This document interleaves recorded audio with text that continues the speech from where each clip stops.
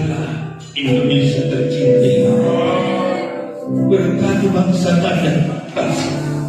Bangunkanlah Tuhan, bangunkan perekonomian, bangunkan kedamaian bagi kami.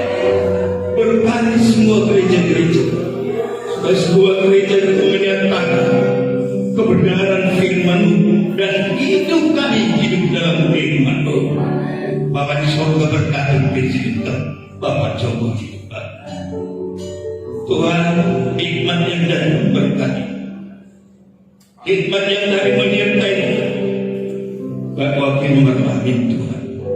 Tuhan, turunlah anugerah yang melimpah bagi mereka berdua, supaya mereka bersehati Tuhan, membawa Indonesia maju di dalam Engkau Yesus, dan berkati mereka berkati, berkati semua jajarannya para pendiri Tuhan, bekerja di dalam kasih Tuhan, bekerja dalam hikmat yang dari Yesus.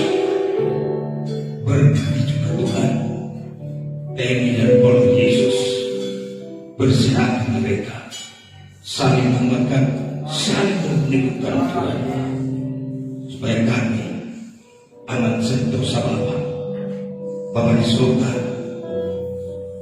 Berkati para gubernur Tuhan, Indonesia dibangun di dalam firman-Mu, Indonesia dibangun di dalam kuasa-Mu Tuhan.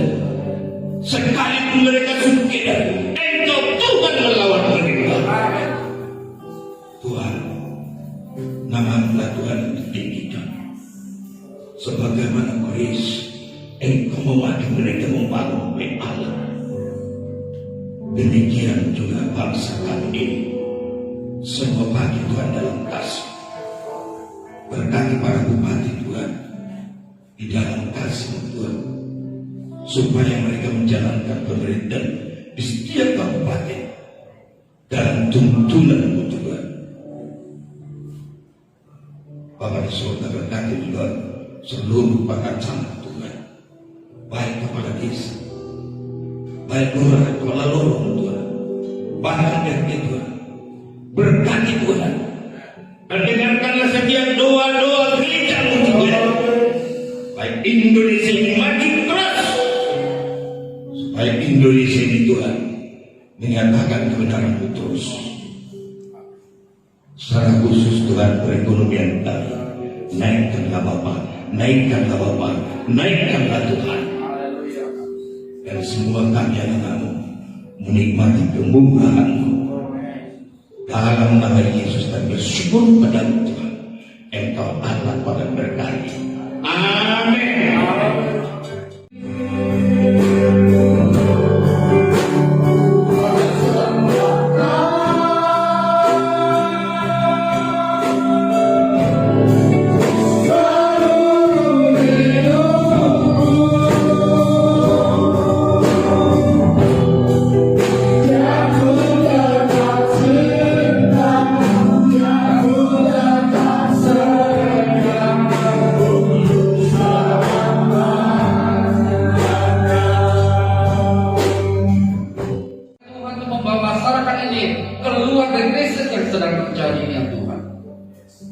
Kesucian Tuhan di tengah-tengah pandemi, di mana kami saat ini Tuhan sedang melakukan vaksinasi. Tuhan, kami berdoa supaya pendistribusi yang vaksin dapat berjalan dengan baik dan dapat segera dilakukan dengan baik kepada masyarakat Tuhan. Haleluya. Bapak, saat ini kami berdoa untuk gereja-gereja yang ada bahkan di Indonesia ini, yang terbentang mulai dari Sabang sampai ke Maluku, dari Aceh sampai ke Papua. Kami serahkan ke dalam tangan. Biarlah Tuhan memberkati gereja-gereja, supaya gereja boleh melaksanakan amanat agung, boleh melaksanakan Tuhan panggilan yang Kau menyatakan bagi setiap gereja. Karena sebagaimana tadi gereja yang menjadi gereja yang Allah mau, tidak akan menguasai. Bapak, kami serahkan ke dalam tangan-Mu. Bahkan berdoa juga untuk denominasi gereja yang ada Tuhan. Gereja-gereja Protestan juga Engkau berkati Tuhan.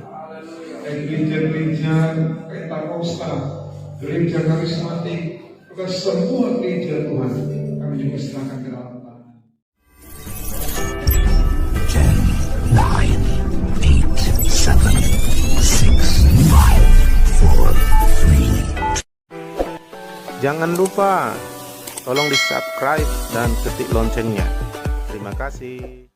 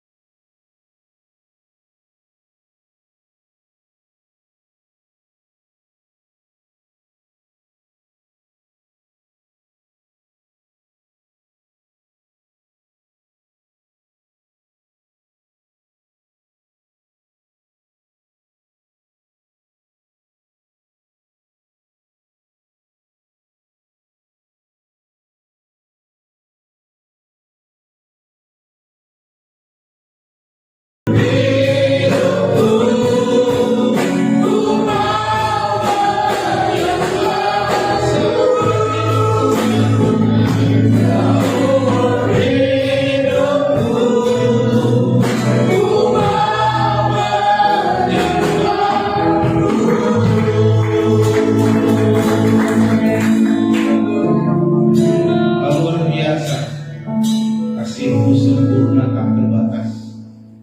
Oleh anugerah-Mu kami selamat. Rancangan-Mu luar biasa indah bagi kami. Amin. Kepastian dalam-Mu dan firman-Mu Tuhan. Sebabnya Tuhan, di dalam Engkau kami punya pengharapan yang kuat, dan di dalam Engkau kami harus sampai sempurna. Untuk rencana-Mu kami hadir di sini. Terus perlengkapi ajaran kami Tuhan, khususnya dalam pertemuan di sini. Dalam nama Yesus, kerjakanlah, berikanlah, katakanlah apa yang Kau mau Tuhan. Bebas Kau berdaulat di tengah kami. Dalam Yesus Kristus. Haleluya, kami berdoa. Amin. Haleluya, salam. Saya mau sharing dari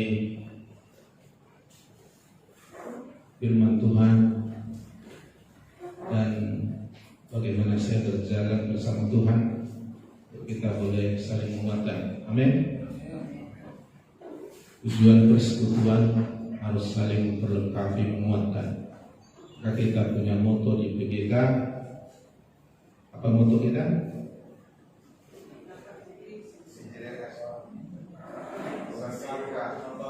Bersatu untuk membangun. Haleluya. Bersatu untuk membangun. Amin. Jadi kalau bersatu bukan untuk membangun, lain dari ceritanya. Apalagi urusan dalam Yesus ya, sudah jelas tujuannya. Hari ini saya mau share tentang membangun gereja. Haleluya.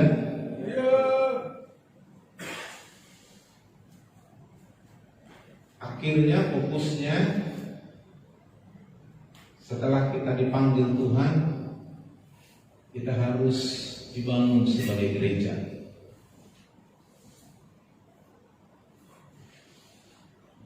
Gereja dalam bahasa asli disebut eklesia, atau diterjemahkan pengertiannya menurut satu Petrus 2 ayat 9 bahwa orang yang dipanggil keluar ya dari kegelapan pada terangnya ajaib, panggil keluar dari kerajaan iblis masuk kerajaan Allah dan untuk hidup di dalamnya ya. Tuhan datang ke dunia bukan hanya sebatas menyelamatkan, tapi dari orang-orang yang diselamatkannya, dipanggilnya, ditebusnya, dia mau membangun gerejanya di muka bumi. Itu sebabnya dia pernah berkata, serigala punya liang, tempat, burung punya sarang, dan sebagainya. Anak manusia tidak punya tempat untuk meletakkan kepala. Yesus kepala, diharapkan kita lah tubuhnya. Gereja disebut juga rumah, dia mau tinggal di rumah. Sejak dulu Tuhan sudah memulai persekutuan satu keluarga dengan manusia. Maka Adam itu disebut anak Allah dari awalnya ya. Jadi tidak ada jarak antara Allah dengan Adam dan Hawa sebelum jatuh dalam dosa. Salah satu gaya hidupnya Allah suka bersekutu. Maka kita punya ya sifat dasar suka bersekutu. Tapi dirusak oleh banyak hal ya, sehingga banyak orang suka menyendiri. Padahal kita bilang tidak baik manusia seorang diri. Tuhan mau membangun gerejanya. Bahkan setelah Adam dan Hawa jatuh, Tuhan terus berusaha untuk berhubungan dengan manusia. Karena bagaimanapun kasihnya lebih besar dari dosa kesalahan manusia. Sehingga Tuhan tidak bisa tidak mengasihi umat yang diciptakan menurut gambar rupa-rupa. Suruh malaikat ya berbagai macam bekerja. Para nabi diangkatnya untuk menyatakan jalannya, firman-Nya, isi hatinya, rencananya dan sebagainya. Terakhir dia datang menjadi manusia namanya Yesus. Tujuannya adalah untuk membangun gerejanya. Tuhan selalu ingin ada di tengah-tengah umatnya. Sebabnya Musa disuruh membangun satu tempat kemah atau tabernakel supaya Tuhan menetap tinggal di tengah umatnya. Lalu Tuhan memberitahukan desain rumah itu, gambaran yang jelas, ukuran, bahan-bahan semua, ruang halaman, apa di dalamnya dan sebagainya, semua.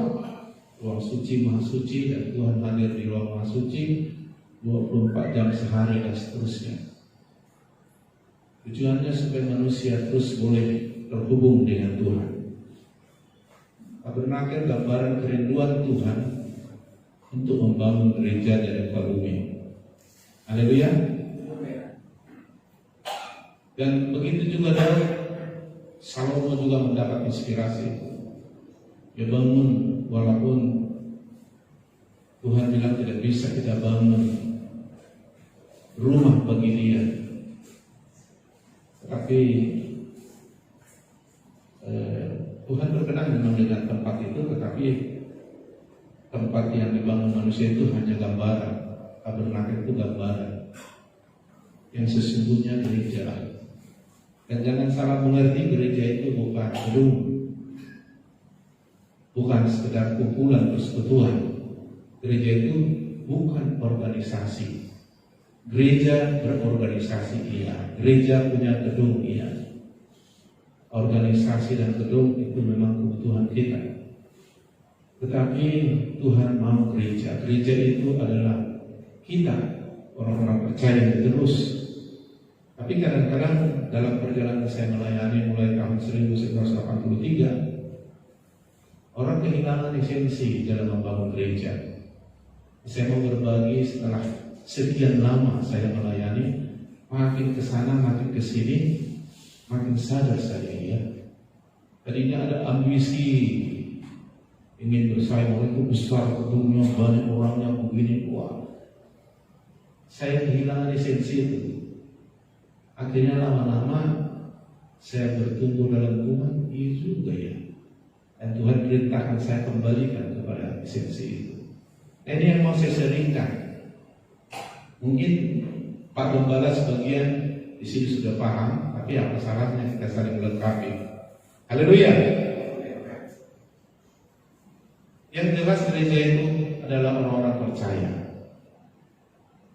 Jadi gereja harus dibangun dengan cara Tuhan. Gereja itu orang-orang yang ditebusnya dengan harga mahal. Ketika orang yang bertobat percaya Yesus sebagai Tuhan Juru Selamat, dilahirkan kembali, dipersekutukan, dan mereka menjadi anggota jemaat. Tapi anggota jemaat yang sesungguhnya adalah orang-orang percaya yang mengenal Yesus secara pribadi, yang terhubung dengan Tuhan dan berfungsi dalam gereja. Kalau gereja itu disebut baik atau rumah Allah, nah secara analogis ini gedung ini terdiri dari banyak bahan dan disusun demikian rapi dan berfungsi sebagaimana harusnya dan menjadi bangunan, baru disebut ini rumah atau tempat ibadah. Gereja pun seperti itu. Orang-orang percaya ditebusnya, dikuduskannya, lalu dipakainya menjadi alat bangunannya, menjadi batu-batu hidup dalam pembangunan rumah rohani, menjadi alat perkakas membangun rumah Tuhan. Jadi kalau anggota jemaat tidak berfungsi secara pribadi di dalam rumah Tuhan, maka orang itu belum disebut gereja. Kalau ada di samping rumah saya roti, papan, batu bertumpuk, saya pikir tidak rumah itu. Tapi ketika sudah disusun seperti ini, lalu saya tunjuk, itulah tempat ibadah kami. Mungkin yang saya tunjuk hanya pintu, tapi karena sudah ada dalam bangunan ini, maka sudah disebut tempat atau rumah, tempat kebaktian. Secara personal, kalau kita tidak terhubung, tidak berfungsi dengan di dalam gereja, sebenarnya itu belum gereja, itu masih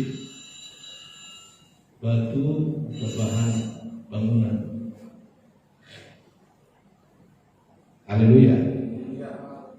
Dan saya temukan memang banyak jemaat tidak berfungsi dalam gereja. Kan kita sudah tahu ada 3 dimensi fungsi gereja: kanonia, diakonia, marturia. Semua berfungsi. Tapi dalam pengalaman saya, bahkan di dalam pelayanan saya sendiri sedang kami gumuli dan kita ajarkan, semua berfungsi. Tidak ada batu terletak di sini, harus disusun. Gereja juga ada fungsi, seperti tubuh kita ini. Ada jari, ada kuku, ada lidah, semua fungsi. Tapi ada dalam satu kesatuan tubuh. Maka saya sebut itu gereja karena berfungsi secara pribadi di dalam rumah Tuhan. Efesus 2:19 yang menjadi ayat yang mau kita renungkan. Efesus 2:19, demikianlah kamu bukan lagi orang asing dan pendatang, melainkan kawan sewarga dari orang-orang kudus dan anggota-anggota keluarga Allah. Ketika bicara keluarga, itu sudah bicara rumah. Ketika bicara rumah, itu sudah berbicara ada keluarga di dalam. Keluarga itu terdiri dari bapak, ibu, anak-anak. Anak-anak itu disebut ada abang adik, ada bayi, remaja, pemuda, dewasa. mereka dibangun di rumah. Yang kita disebut keluarga Allah. Dan bagaimana keluarga berfungsi di rumah, demikianlah keluarga Allah berfungsi di rumah Tuhan. Dan Tuhan sedang kembalikan ini supaya semua berfungsi. Tidak ada batu tergeletak, papan tergeletak, lalu tiba-tiba nongol, papan dipakukan di dinding, harus diukur. Pintunya ukuran 80 kali 20 diukur. Ada tukang, ada firman yang menjadi standar ukuran, bukan standar kita. Haleluya. Mereka harus berfungsi. Di pelayanan ini kami didik anak-anak rohani di sini berfungsi seperti di rumah. Ya, tapi jangan salah, di rumah ada anak yang hilang. Nah, kenapa tidak berfungsi semestinya? Anak yang hilang itu ada dua. Ada yang jauh dari bapaknya, dari keluarganya, dan tidak terhubung dengan rumahnya. Itulah anak yang hilang, anak yang si bungsu. Tapi yang tinggal di rumah pun anak yang sulung, anak yang hilang juga, karena tidak terhubung dengan bapak dan adik. Terbukti dia tidak tahu apa yang terjadi di rumah itu. Dia tidak mengenal bapaknya, walaupun sudah lama dia tinggal dengan bapaknya. Begitu adiknya hilang, bapaknya menyambut dengan hati sukacita, bikin pesta besar. Anak yang hilang yang satu lagi tinggal di rumah tapi terhilang, malah marah sama bapaknya, tak mau dia ikut bersukacita pesta menyambut adiknya yang hilang. Dan tuntutannya beda. Dia salahkan bapaknya dengan sikapnya terhadap adiknya yang bikin malu. Dia salahkan adiknya, ini anak kurang ajar, sudah bikin malu keluarga, pergi berfoya-foya dan sebagainya. Disambut demikian. Artinya sama sekali dia tidak terhubung dengan adiknya, sama sekali tidak terhubung dengan bapaknya, walaupun dia tinggal di rumah. Dan ini sekarang dilema kita hadapi di dalam gereja. Tak tahu bapak ibu sebagai gembala dari juga. Makanya sekarang trennya anggota gereja suka pindah-pindah. Tak suka di sini pindah ke sana, tak suka sini. Kacau ini saya lihat secara rohani. Kayak tidak keluarga. Padahal kita bilang anggota keluarga. Analoginya keluarga kita. Dia lahir di dalam rumah itu. Dan dia punya DNA apa mamanya. Secara rohani juga begitu, karena bagaimanapun rumah tangga kita itu juga merupakan gambaran dari rumah atau keluarga surga. Jadi keluarga di muka bumi itu kan adalah desainnya dari surga. Makanya kita berdoa, datanglah kerajaanmu, jadilah kehendakmu di bumi seperti di surga. Keluarga di bumi harus seperti di surga. Makanya untuk membangun keluarga di rumah tangga kita seperti surga, kita harus belajar sama rumah Tuhan, di rumah Tuhan. Di rumah Tuhan ada keluarga rohani, keluarga Allah. Jadi berfungsi. Saya punya anak 4. Jadi lahir di rumah kami dan dia punya DNA kami. Apapun ceritanya DNA tidak bisa dipalsukan. Salah satu yang tak bisa dipalsukan adalah DNA. Karena itu langsung ada hubungan darah, ada hubungan kehidupan antara orang tua yang melahirkan terhadap anak. Maka saya suka bikin analogi begini. Kalau kau lahir sebagai siagian, berapa lama kau siagian? Ya selama di muka bumi dia siagian. Apapun ceritanya gak boleh lagi dia jadi silalahi. Walaupun secara rohani sekarang ada orang begitu. Ya kan, secara rohani kan kacau sekarang kan. Haleluya. Serius sekali kita. Santai aja. Kalaupun agak sekitar itu nggak apa-apa lah. Kesempatan saya ngobrol, saya sampaikan isi hati. Amin. Jadi persis sepertinya. Tapi sekarang coba dulu anak-anak rohani sekarang ini. Dia dilahirkan di rumah saya, tiba-tiba nanti anak saya pertama karena alasan tertentu, maka dia tinggalkan saya dan dia menjadi anak si Manukali.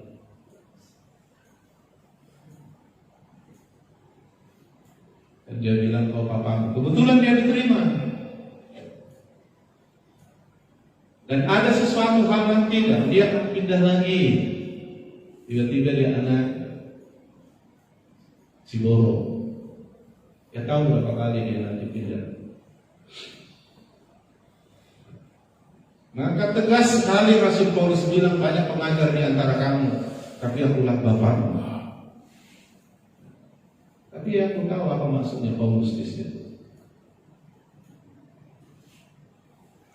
Tapi ketika orang mempertanyakan DNA kita secara rohani, kebanyakan anak Tuhan tidak bisa menjelaskan. Ada anak rohani saya di Jakarta, karena alasan pekerjaan dia ke sana. Lalu satu ketika dia ada kebutuhan, lalu dia telepon saya dengan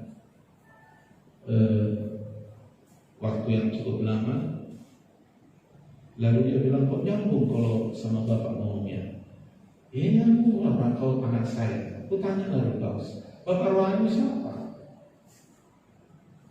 Lalu sebentar dia berpikir, dia juga Pak Yato.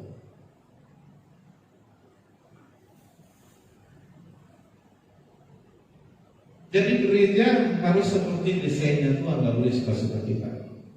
Kalau gereja dibilang adalah anggota keluarga, memang begitu. Amin. Haleluya.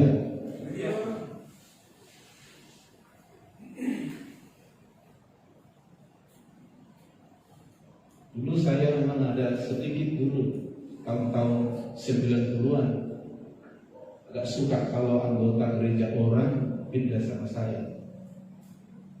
Tapi lama-lama kesini saya pikir tujuan saya menjadi hambanya itu apa sebenarnya? Jadi kita perlu tenang di hadirat Tuhan bertanya gitu. Tapi ketika saya temukan ayat ini, Matius 16 ayat 18, saya makin mengerti.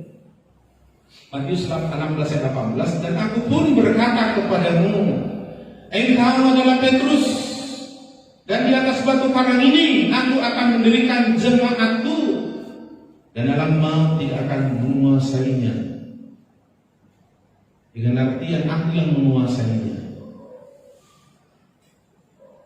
Dia pilih murid-murid yang diajar demikian rupa, dan Tuhan mendirikan melalui orang-orang ini gereja. Dirubah dari Simon menjadi Petrus batu karang. Tuhan bangun di atas dasar kokoh batu karang. Aku mendirikan jemaatku. Jemaat sama dengan gereja atau rumah rohani, rumahmu. Gerejaku. Gereja siapa saudaraku? Tapi kita bisa silap, bisa kita sedang membangun gerejaku. Dari mana caranya kita tahu? Dari apa yang saudara lakukan? Dari dorongan, motivasi, tujuan saudara melakukan. Saudara bisa, saya bisa kehilangan arah. Salomo dengan segala daya upaya oleh pesan ayahnya dan kerinduan dia mendirikan baik, dan dia bangga. Aku mendirikan baik. Tuhan bilang, rumah mana yang bisa bangun untuk aku? Tak bisa kita bangun rumah untuk dia. Kita yang dipakai menjadi bagian dari bangunan itu atau bahan bangunan itu. Jadi ada orang membangun gereja. Aku ngomong-ngomong dengan ada hamba Tuhan, Bapak yang di Siantar. Siapa ketua yang Siantar, Pak? Sekali, Pak. Riandu, sharing sapi kemudiannya. Saya sharing dengan dia. Akhirnya dia juga ya. Banyak orang Pak memang yang membangun kerajaannya, bukan kerajaannya.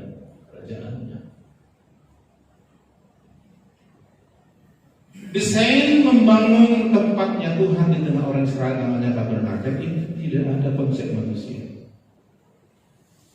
Musa memimpin, panggil para ahli, bahan sesuai dengan apa yang disuruh Tuhan, dibangun sesuai dengan ukuran Tuhan yang cara yang Tuhan. Makanya kita hanya hamba. Kalau saya mau bangun rumah saya panggil tukang, nggak boleh disuka-sukanya membangun itu. Harus menurut saya, karena itu rumah saya. Makanya kalau dibuatnya salah, bongkar salah. Harus sesuai dengan desain saya. Demikian juga Tuhan bilang, Dia memberikan rumahnya, baiknya, gerejanya. Dan gereja yang dibangunnya alam maut tidak bisa menguasainya. Haleluya. Aku senang kata-kata ini. Alam maut tidak bisa menguasainya. Kuasa maut, kuasa iblis, raja kegelapan tak bisa menguasainya. Malah Tuhan sedang menunggu kita membuat segala sesuatu di bawah kaki kita di dalam Yesus. Yesus sudah menentukan semua. Sekarang ditunggunya kita, gereja. Maka dibangunnya gereja. Maka saingan iblis yang paling berat sekarang adalah gereja. Kalau Yesus sudah jelas mereka tahu kalah. 2000 tahun lalu sudah kalah. Sudah diinjak kepalanya jadikan tontonan umum. Dan namanya kalau kita pakai dia benar. Dan harus tunduk pada nama itu. Sekarang kita yang sudah memiliki Yesus, kita ada dalam posisi Yesus. Nah, diharapkan kita membuat semuanya bertekuk lutut di bawah kaki Yesus melalui kita. Haleluya. Aku suka itu. Jadi ujung-ujungnya nanti kalau gereja macam gini, aku rindu kayak gini, nggak tahu Bapak Ibu sekalian rindu ini, ujung-ujungnya gereja menjadi pusat segala yang baik di muka bumi, pusat kesembuhan, pusat semua. Dan memang arti eklesia itu. Sekarang gereja bukan pusat kebenaran. Ribut masalah uang, masalah jabatan. Terus terang, aku ingin membolong dengan beban yang ada di hatiku di PDI. Waduh, waktu kami dulu sinode sama KS.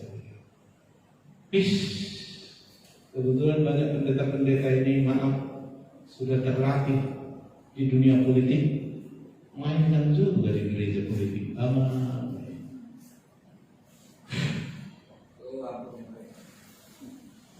Apa tujuan seperti itu? Kurasa Tuhan marah ya. Jadi mau bangun apa? Gerejanya, bukan gerejanya. Mungkin melalui saya kembali pertanyaan ini, kamu sedang bangun gerejaku atau gerejamu?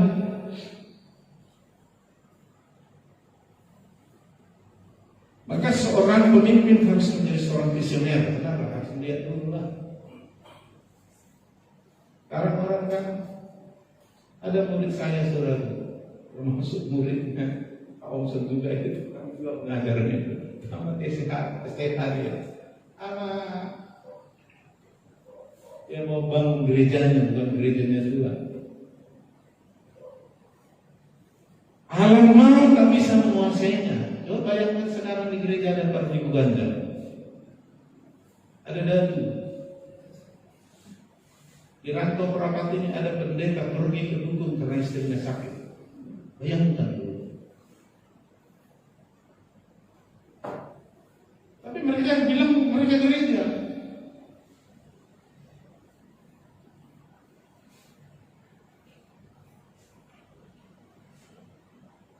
Makanya banyak orang berkata, Tuhan, bukankah kami mengusir setan demi ini.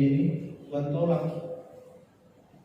Alasannya aku tidak mengenal kamu, artinya tidak terhubung. Padahal gereja dibangun supaya terhubung. Tuhan ada di tengah-tengah kita. Jadi sebabnya kita jangan terlalu mempersoalkan organisasi lah. Saya makin diajar Tuhan makin enggak. Bukan salah itu. Ada orang sudah tua, kalau nggak bisa lagi berkawan dengan yang lain dan organisasi. Gereja hampir didefinisikan organisasi.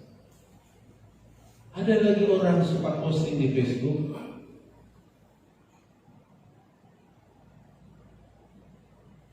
Tapi saya pikir dari postingan dan semuanya kayaknya saya merasa gitu ya. Merasa ini loh gereja besar, hebat. Lalu saya pikir maksudnya gereja besar hebat itu kayak mana? Apakah gedungnya besar? Nah, orangnya banyak? Lalu dia bangga, aku pendeta gereja besar.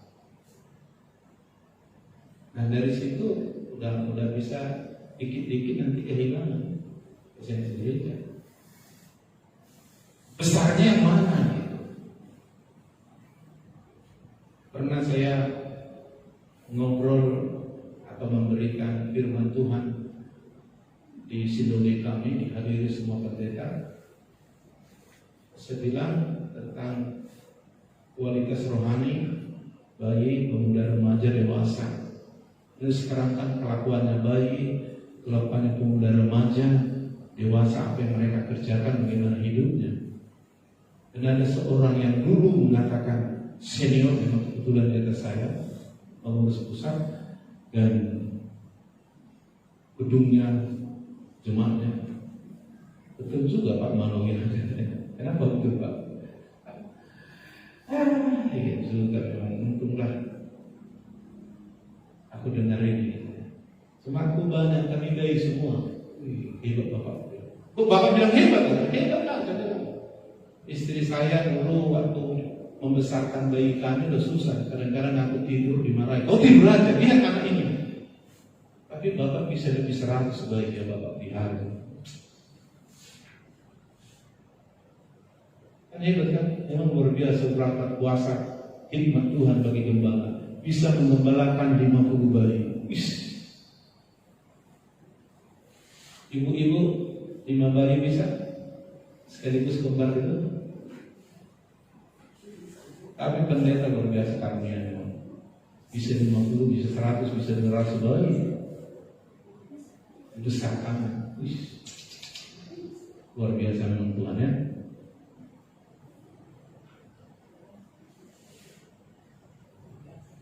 Gereja keluarga berfungsi. Bayi harus dibesarkan oleh keluarga, bukan oleh ayah, bukan hanya oleh ibu, semua berfungsi. Ayah cari uang, ibu merawat, adik-adiknya suruh bantu sesuai dengan pertumbuhannya. Itu baru rumah. Itu baru anggota gereja. Yang lain itu anak kos.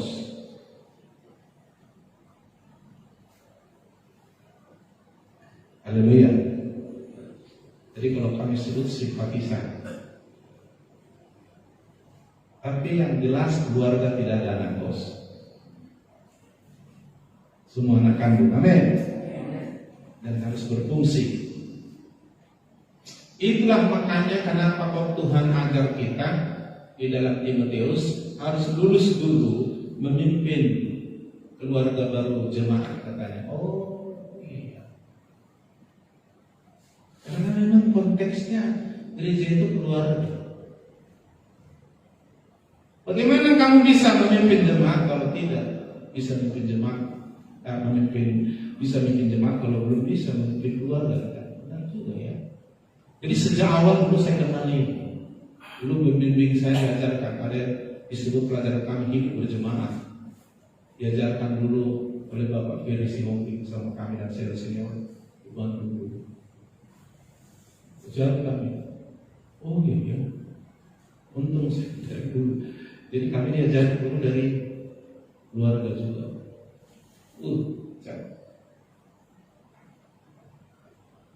Jadi saya mulai dari situ. Gereja yang unik terkecil dimulai dari keluarga memang. Lalu keluarga besar, rohani namanya gereja. Nah, ini yang mau saya sharingkan. Itu sebabnya saudaraku, mari kita tangkap apa maunya Tuhan. Kita melihat desainnya Tuhan. Lalu kita bangunlah. Dan Tuhan mau membangun gerejanya seperti gunung, tapi di atas gunung-gunung tinggi, sehingga seluruh dunia memastikan ada sana Tuhan, dan bangsa-bangsa berkunjung datang ke sana. Ayo kita ke sana. Di sana kita diajar sama Tuhan. Luar biasa kalau sampai seperti itu ya. Jadi bukan gerejaku, tapi gerejanya Tuhan. Jadi bukan ada ambil saya yang desain. Saya hanya menangkap blueprint dari Tuhan. Itulah tugas kita para gembala. Mungkin kita akan nangkap itu melalui Bapa rohani kita. Musa menangkap itu dari Tuhan. Lalu dibangunlah tabernakel dengan para orang-orang yang betul hadir. Sehingga Tuhan berkata, inilah rumah, aku tinggal di sana. Dan saya percaya kehadiran Tuhan di muka bumi akan membawa satu perubahan yang luar biasa. Tuhan tidak jalan-jalan lagi, tapi Tuhan menetap. Dan rumahnya di muka bumi adalah gereja. Di sana Tuhan melakukan semua aktivitasnya, berkuasa penuh membangun kerajaannya, dan tidak ada yang berkuasa di sana. Apalagi Allah, tidak ada lagi. Maka nantinya gereja menjadi tempat di mana orang menerima anugerah keselamatan. Tempat orang bertemu dengan Tuhan, mendengar suara Tuhan, disembuhkan, diberkati, dapat hidup semua. Karena Tuhanlah sumbernya. Inilah yang Tuhan mau. Bapak Ibu sekalian, mari kita izinkan hidup kita pakai Tuhan. Ya, besi mengajarkan besi. Tuhan yang memakai kita. Pandai besinya Tuhan. Untuk menyiapkan jemaat menjadi jendela, menjadi pintu, menjadi kosin, menjadi apa. Lalu difungsikan semua seperti gedung ini. Lalu ditempatilah. Itulah rumah namanya. Jadi kalau ini belum punya seng dan pelapon, saya pikir ini belum berumah, tapi sedang. Kisah Rasul pasal 3 ayat berapa ya? 19 ya.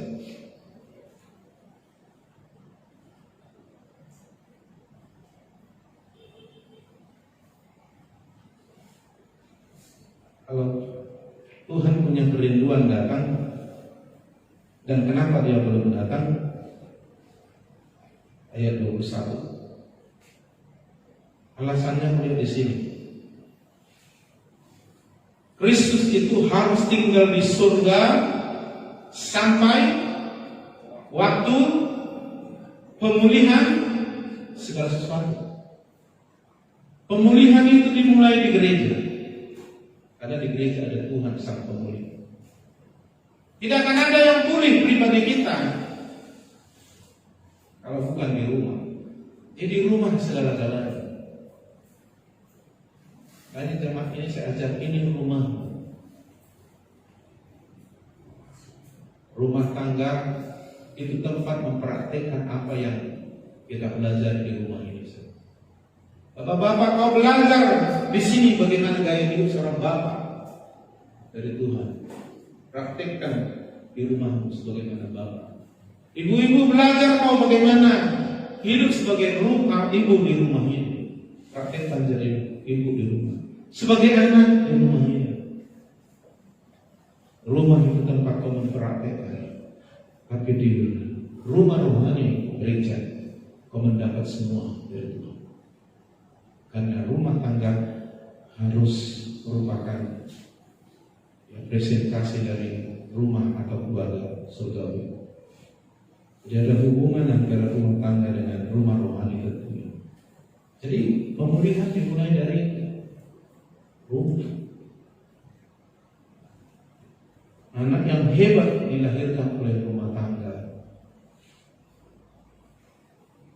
Kalau ada istilah berkata suami yang hebat, di belakangnya adalah istrinya.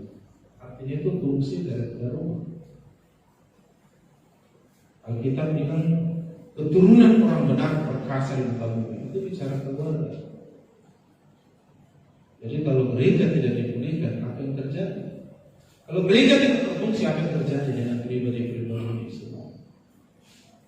Maka Tuhan hadir, 2-3 orang berkumpul dalam nama Aku hadir untuk memulihkan. Kristus harus tinggal di surga sampai pemulihan. Makanya saya suka pakai sejak awal pemulihan. Jadi pemulihan. Ayat yang terakhir 1 Tesalonika 5:23.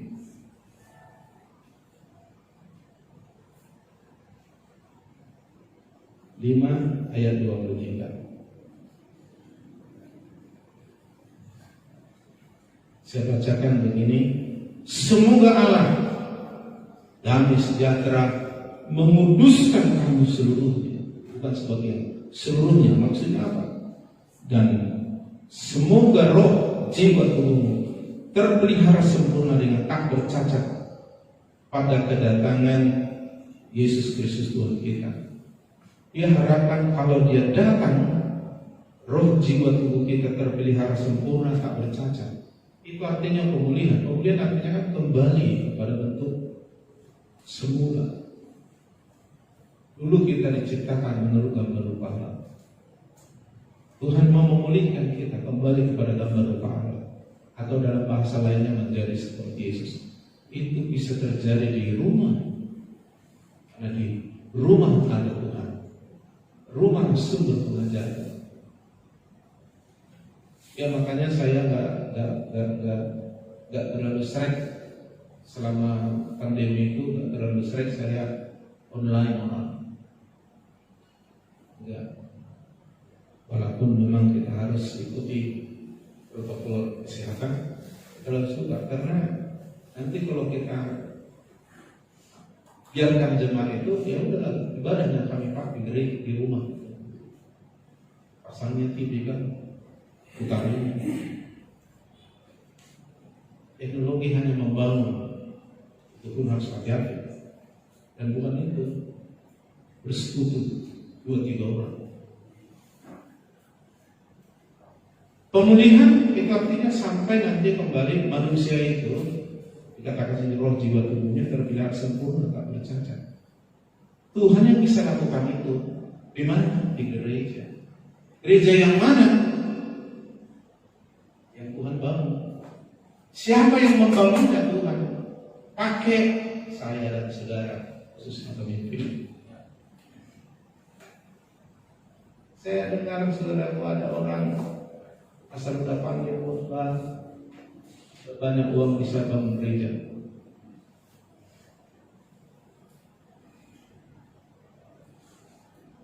Gak cukup bangun gedungnya, ngumpulin orang ya. Bangun gereja kau bisa. No, kalau bukan Tuhan membangun sia-sia. Kita hanya hamba melaksanakan aja Tuhan. Yang punya rumah Tuhan, desainnya Tuhan. Mana bisa suka-suka saya?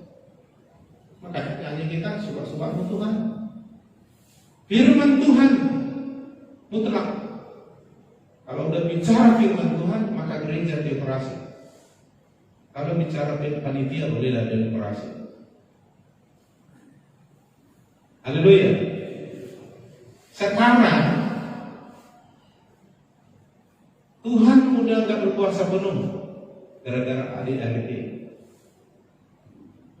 Roh Kudus kau bisa kerja, tapi begini aturan kerja kamu. Oh. Jadi Roh Kudus diatur ADRT. Makanya ADRT itu harus fleksibel. ADRT itu organisasi itu kalau bisa aku bilang kirbat dia.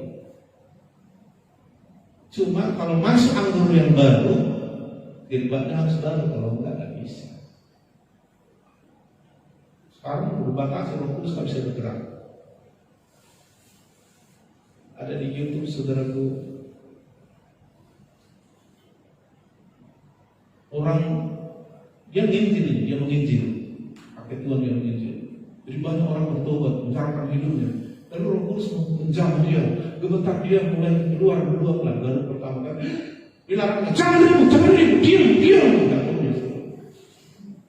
Dia bilang, itu bukan dari Tuhan, dari setan. Berita dari orang sampai Roh Kudus nggak bisa bergerak lagi dia. Boleh? Seolah-olah dia lebih pandai daripada Roh Kudus. Dan dia saja belum tahu. Makanya saya suka di karismatik ada sekolah Roh Kudus. Sekolah Roh Kudus. Dan itu tidak bertentangan dengan kita, tentu dia atur demikian rupa. Nah, Tuhan yang berkuasa, tapi kalau Tuhan berkuasa nggak bisa keluar dari Alkitab tentunya. Jangan juga Tuhan berkuasa tetapi nggak dilanggar itu enggak juga. Ya, semuanya ada hikmah tetapi kebenaran jelas.